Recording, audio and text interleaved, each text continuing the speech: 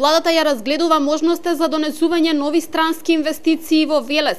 Министерот задолжен за привлекување странски инвестиции Велес Самак денеска оствари работна посета на Велес и средба со градоначалникот Чадиев.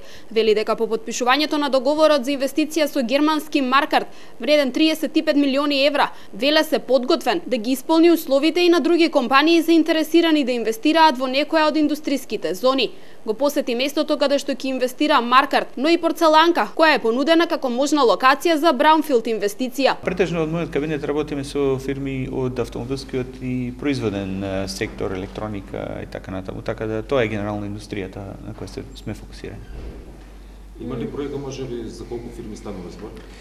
Повеќе од оние странски инвестиции кои немаат донесена одлука, имаме повеќе такви проекти и нормално секогаш е важно да сте припремени на терен пред да дојде странската фирма и тоа е моментов. Колку од нив ќе одлучат или ќе успееме да ги убедиме е друго прашање.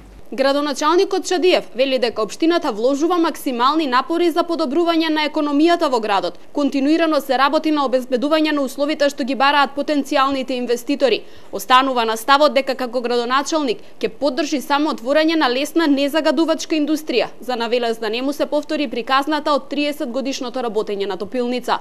Тука нема двојба. Ставот на општина Велес се ставот на граѓаните. Владата цврсто го прдржува во тој сегмент. Тоа, знаете, неколку пати го имам јас потенцирано дека сум градоначалник, никогаш нема да се сложам тешка загадувачка индустрија да дојде во општина Велес. За наша среќа имаме одлична соработка со владата на Република Македонија. Еве и денеска гледате дека една од работните посети на представник на владата во конкретниот случај на министерот Самак, човекот што многу допринесе за инвестицијата да дојде во Велес, германската инвестиција повторно е во посета на Велес, повторно мапираме одредени зони, одредени можности каде што во иднина би дошол повторно некој инвеститор. Чадиев и денеска не сакаше да изнесе детали, но повтори дека наскоро во Велес ќе влезе уште еден странски инвеститор.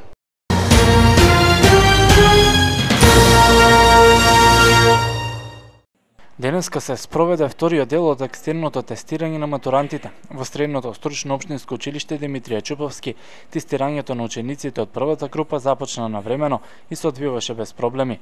Од училиштето вела дека така било и пред 2 дена, а додаваат и дека учениците имале доволно време да се подготват за овонаделното тестирање. Претходно на учениците имаше поставено база на прашање на страната на Министерството, од која што база на прашање, значи можеа да ги видат сите потенцијални прашања кои што би им се паднале на полагањето.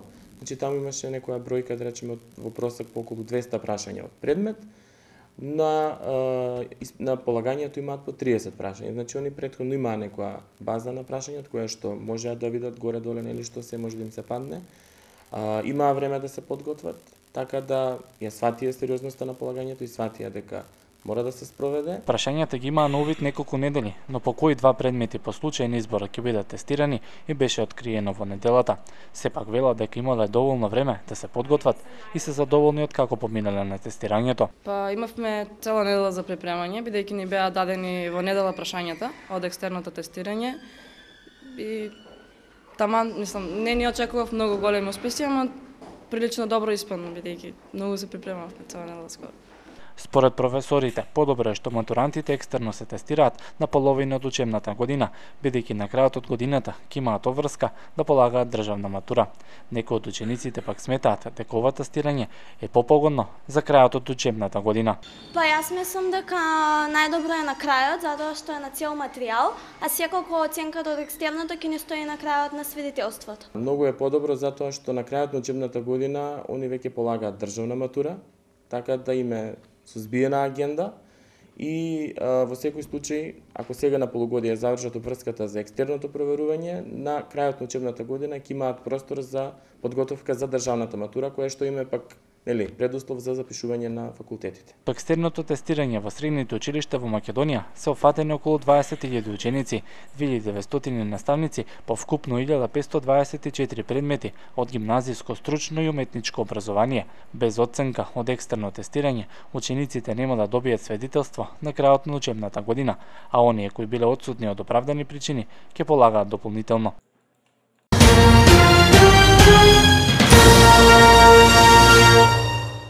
Центарот за јавно здравје оваа недела ја одбележува Европската недела за превенција на рак на грлото на матката. Од Центарот за јавно здравје Велес велат дека оваа недела не ја одбележуваат на посебен начин, едноставно, преку флаери кои се наоѓаат кај матичните гинеколози, ја едуцираат женската популација за овој вид на заболување. Би ги поканил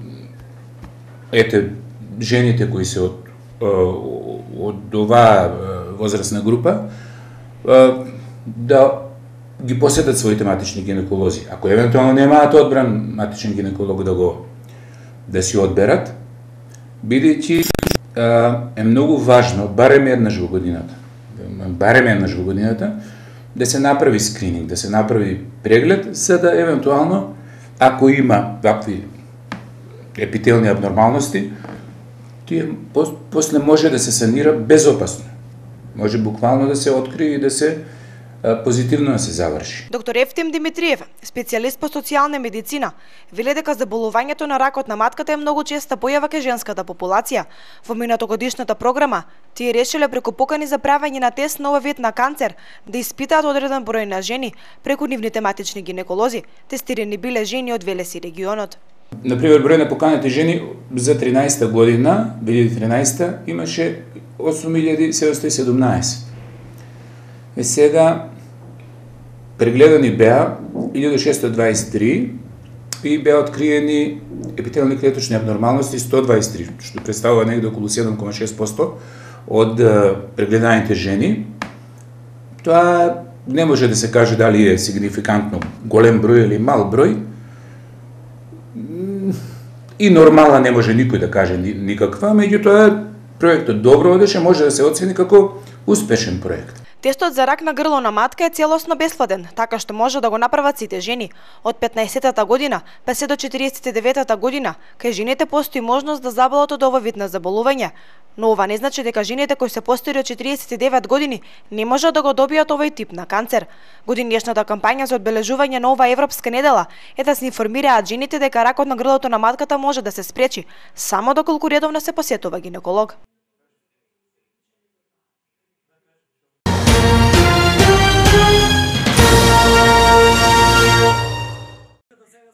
Од 3 февруари, Агенцијата за катастар и недвижности ќе започне со работа исклучиво по електронски пат. Директорот на агенцијата при посетата на општина Чашка најави дека овој начин на работа на почетокот ќе се спроведе во градот Скопје и скопските општини, а потоа и низ целата земја.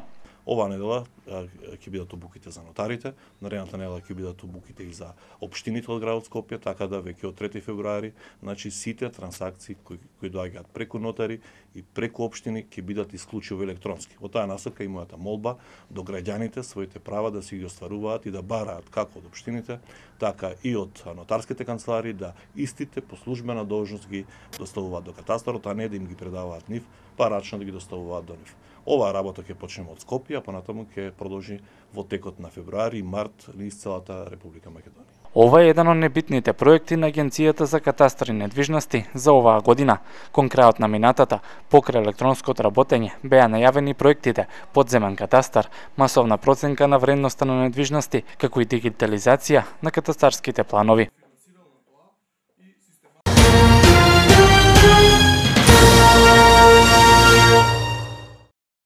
Непосредно пред распишувањето на редовните председателски избори, партиите ја разгледуваат можноста за предлог на консензуален кандидат. Идејата најгласно ја поддржува коалициониот партнер на ВМРО ДПМН е ДУИ. Лидерот на Алијансата за позитивна Македонија, пак Љупчо Зиков, исто така отворено ја поддржува идејата за заеднички прифатлив кандидат за председател. Ако веќе темпото и динамиката на преговорите одат во овој правец, значи ако се бара некаков тип на поширок консензус околу една личност за кандидат, значи сега е интересна политичката, станува поинтересна политичката сцена, бидејќи зошто да не, ако е таа личност, зошто да даеме кандидат заради кандидат, нели во таа работа. Значи ќе видиме кои ќе бидат понудите, ќе ги осетиме понудите, ако имаме некоја екстравагантна личност, која политички зрела, која е визионерски поставена, ако имаме таков човек како кандидат, јас ќе ви кажам и како лидер на Алијансата за позитивна Македонија, нема да калкулирам со тоа да поддржам таква личност, нормално претходно на сите тела на Алијансата треба да помине како како идеја. И дел од аналитичарите сметаат дека за земјата е добро да се предложи заеднички кандидат кој ја ужива поддршката од повеќето политички партии. Ахмети својот став за консензуален кандидат го изнесе пред неколку дена и на средбата со евроамбасадорот Аиво Орав и понатаму не се знае дали власта предводена од ВМРО ДПМН ќе ја прифати идејата на својот коалиционен партнер, но неофицијално двете политички партии водат постојани преговори и деновиве се очекува да го изнесат својот став.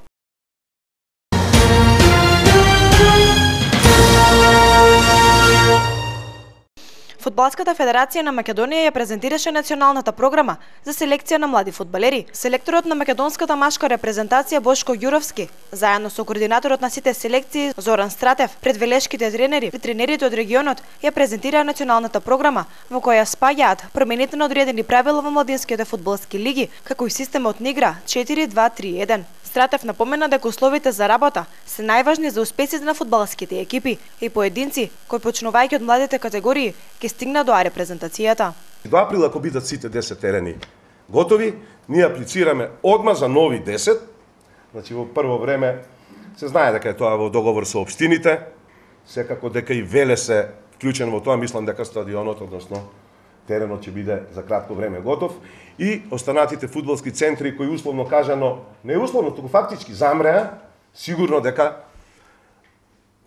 со тој проект ќе има шанса да се вратат, меѓутоа тоа е долготраен процес, затоа што не може еден клуб одеднаш, инстантно, да земе фудбалери да се развие преку ноќ, затоа што Клучот на успехот во фудбалот е да се започне да се работи со млади категории на клубови, кои подоцна со напорна работа ќе се оформат во клубови, кои ќе можат да се надпреваруваат во различни квалитетни првенства, вели Зоран Стратев. Во националната програма е вклучен и проектот за селекција на млади фудбалери. Сите фудбалери кои се во фудбалската паралелка на спортската академија, сите репрезентативци во младите категории за годиштето 97 и 98, и по два фудбалери од секој клуб во Суперлигата, генерација 97 и генерација 98, по предлог на тренерите од клубовите, се повикани во Фудбалската федерација, односно направен е проект за развој на млади фудбалери и идентификација на млади таленти. Покрај презентацијата на националната програма, тренерите од Велес и регионот, заедно со селекторот на репрезентацијата Ѓуровски, ќе одржат тренинг на кој ќе можат практично да ги согледаат промените во правилата и системот 2-4-3-1.